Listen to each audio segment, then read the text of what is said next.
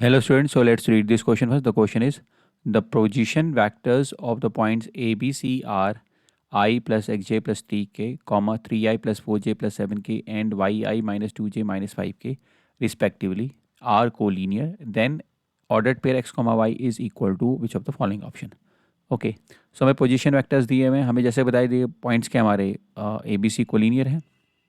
अगर ये कोलिनियर हैं तो इसका मतलब है कि जो ए बी वैक्टर है, A B vector they must be, you can say parallel, है ना. So A B and B C vector will be parallel, you can say that.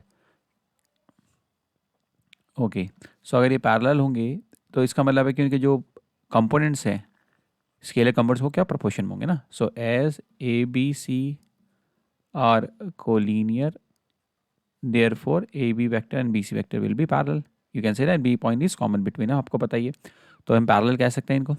सो अब ए बी वैक्टर निकालते हैं. तो ए बी वैक्टर कितना होता है हमारा, होता है O B minus O A vector. तो position vector of B minus position vector of A. Position vector of B हमें जो दिया हुआ दिया 3i plus 4j plus 7k minus O A vector जो दिया हमें दिया हुआ है i plus xj plus 3k. Solve करते हैं इसको तो कितना जाएगा तुम्हारा 3 माइनस 1 2 हो जाएगा 2i. तो ब्रैकेट लगाने की ज़रूरत नहीं पड़ेगी यहाँ पे हमें. 2i हो गया हमारे पास, प्लस आपका है ये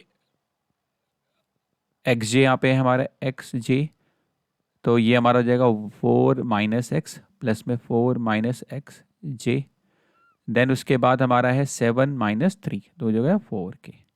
इज इट ओके. तो 3i माइनस आई 2i, तो आपको ये फ्रैक्शन कर लिया हमने, कोई प्रॉब्लम नहीं.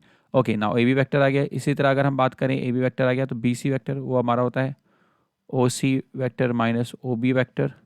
सो ओ सी कितना होता है हमारा, देखिए यहाँ पे y i minus 2j minus 5k minus O B vector तुम्हारा हो जाएगा 3i plus 4j plus 7k.